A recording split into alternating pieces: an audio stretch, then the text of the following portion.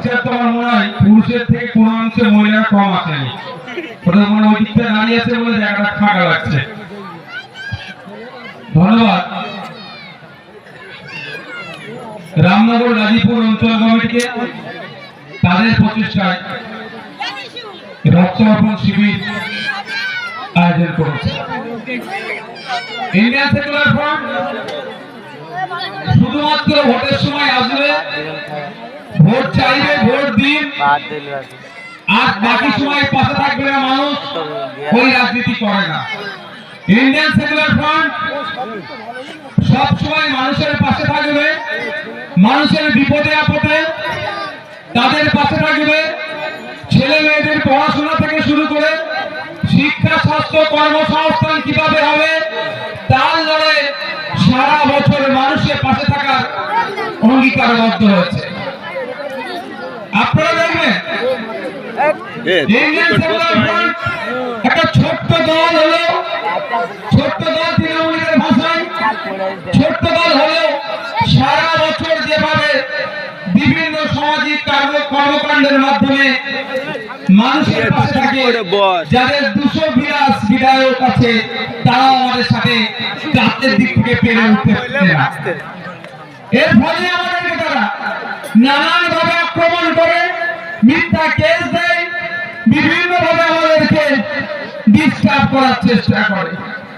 Indian secular front মনে করে শুধুমাত্র ক্ষমতা দখলই আমাদের স্বপ্ন নয় এবং বাস্তবিক কথা। ইন্ডিয়ান সেকুলার ফ্রন্ট বলে সমাজ ব্যবস্থা পরিবর্তন করাটাই আমাদের মূল লক্ষ্য, প্রধান লক্ষ্য। যে সমাজে জাতি বৈষম্য থাকবে না, যে সমাজে বর্ণে বর্ণে লড়াই থাকবে না, যে সমাজে ধর্মে ধর্মে লড়াই থাকবে না, যে সমাজে পুরুষ নারীর মধ্যে ভেদাভেদ থাকবে না, যে সমাজে সন্দেশখালীর মতো রাতে মহিলাদেরকে ডেকে তাদের সাথে অন্যায় কাজ করবে, এটা কোন সাহস পাবে না। ওই জন্যই ভয় পাচ্ছে, ওই জন্য আতঙ্কিত হচ্ছে। সেই জন্য দিকে দিকে দেখুন এরা বিজেপির বিরুদ্ধে যত নানা কথা বলছে, বিজেপির কর্মীদেরকে যত নানা ডিস্টার্ব করছে, বাকি বিরোধীদেরকে যত নানা ডিস্টার্ব করছে, তার কয়েকশো গুণ বেশি আক্ষেপকে ডিস্টার্ব করছে। যতই ডিস্টার্ব করুক না কেন, আক্ষেপ ন্যায় প্রতিষ্ঠা করার জন্য রাজনীতির ময়দানে এসেছে। ক্ষমতা দখল নয়, সমাজ ব্যবস্থা পরিবর্তন করার জন্যই রাজনীতির ময়দানে এসেছে। আমরা লক্ষ্যে অবিচল আছি। আপনারা জানেন 1 বছর হলো, গত বছর 21শে জানুয়ারি এই রাজ্য সরকারের ষড়যন্ত্রের শিকার করে আমরা জেলে গিয়েছিলাম। মালেগাঁওয়ে ছিলাম, আমি ছিলাম, আরো বিশ্বজিৎ দাস, সায়ন, আমরা প্রায় 78 জন জেলে ছিলাম। প্রায় 42 দিন, 60 দিন তো 70 দিন পর্যন্ত আমরা জেল কেটেছি। কিন্তু আমাদের যে লক্ষ্য, যে লড়াই, যে উদ্দেশ্য নিয়ে আমরা রাজনীতির ময়দানে এসেছি, মানুষের পাশে থাকবো, মানুষের অধিকার নিয়ে কথা বলবো, আজকে একইভাবে আপনাদের পাশে আছি, আপনাদের হয়ে কথা বলবো। আর বলে যাচ্ছি, জেল পাঠিয়ে, ভয় দেখিয়ে, হুমকি ধমকি দিয়ে আক্ষেপের কর্মীদেরকে তারা ঘরে ঢুকাতে পারবে না, পারবে না, পারবে না।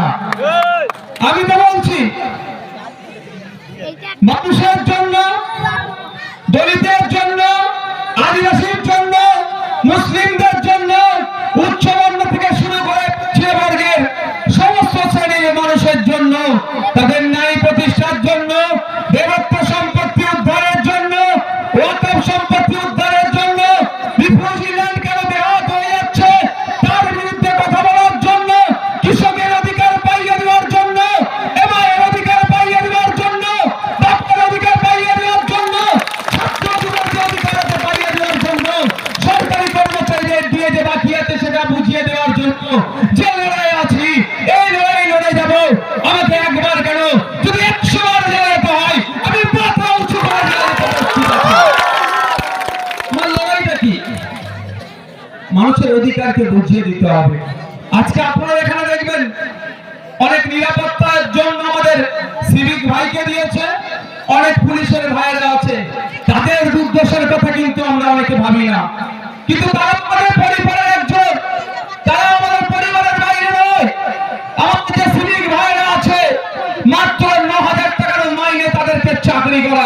তারা কোনো অংশে একটা কনস্টেবলের থেকেও একটা এসআই এর থেকেও কোনো অংশে তারা কম ডিউটি করে না। উপরন্ত দেখতে গেলে তারা অনেক সময় অন্য পুলিশের থেকেও বেশি ডিউটি করে দিচ্ছে, কিন্তু মাত্র 9,000 টাকা মাইনে বাড়ানোর জন্য আমি দীর্ঘদিন দীর্ঘ জায়গায় আপনাদের মতো মানুষকে সামনে নিয়ে আপনাদেরকে বলে যে মাইনে বাড়াতে আপনাদেরকে আওয়াজ তুলতে বলেছিলাম, আপনারাও আমাদের সাথে সাথ দিয়ে আওয়াজ তুলেছিলেন। ফলে কি দেখলাম, এই